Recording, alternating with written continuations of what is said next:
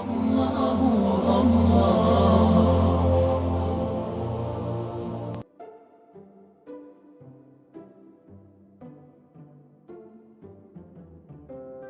دفعہ کا ذکر ہے، آبادی سے بہت دور نوید نامی آدمی کی رہائش تھی۔ نوید بہت پرہیزگار انسان تھا۔ نوید کا زیادہ تر وقت نمازیں پڑھنے، قرآن کی تلاوت کرنے اور دعائیں مانگنے میں گزرتا تھا۔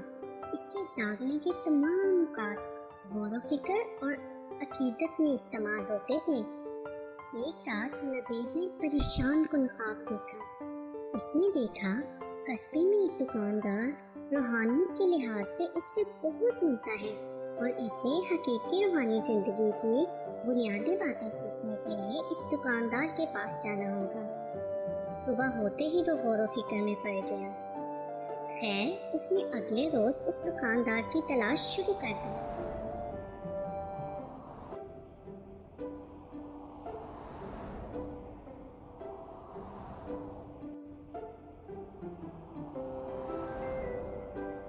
اس دکاندار کا نام ہاشم تھا۔ نوید نے ہاشم کی دکان دیکھی تو اس میں داخل ہو گیا۔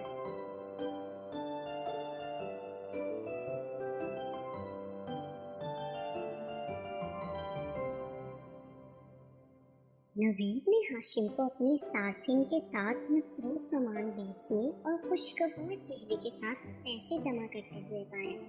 نوید دکان کے ایک کونے میں بیٹھ گیا اور ہاشم کو دھیان سے دیکھنے لگا۔ ہاشم میں کسی بھی قسم کی روحانی علامت اسے نظر نہیں آئی۔ اس نے خود سے کہا اس کا خواب سچ نہیں ہو سکتا۔ ہاشم نے کونے میں نوید کو بیٹھا دیکھا۔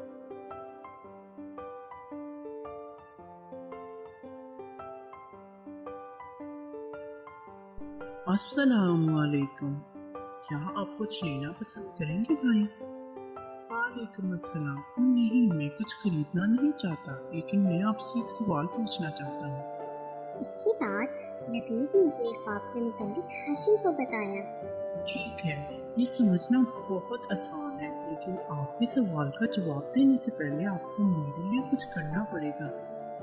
میں آپ کے لیے کچھ بھی کروں گا۔ اس پلیٹ کو لے لو، اس میں کچھ پارا موجود ہے۔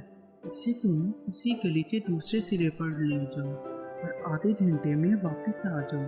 اگر پارا پلیٹ سے باہر آ جاتا ہے تو میں آپ کو کوئی جواب نہیں دوں گا۔ نوید نے پلیٹ پکڑی اور بہت مشکل سے سست رفتاری میں چل پڑا، کیونکہ اسے پارا پلیٹ میں ہی رکھنا تھا اور وقت پر واپس بھی پہنچنا تھا۔ آخر کار نوید ہامتا ہوا واپس آنے میں کامیاب ہو گیا۔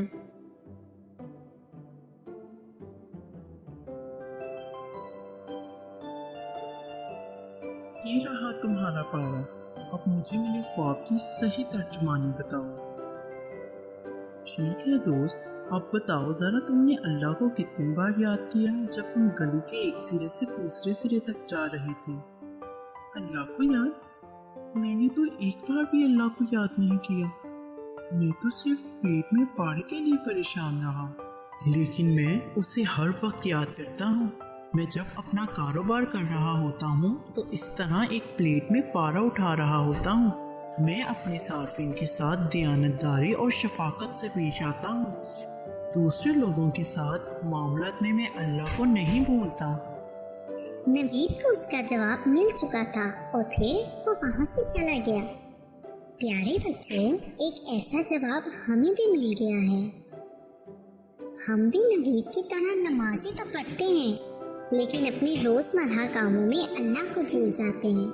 اس کہانی سے ہمیں سبق ملتا ہے کہ ہمیں ہاشم کی طرح ہر معاملے میں اللہ کی ذات کو کبھی نہیں بھولنا۔ اللہ حافظ۔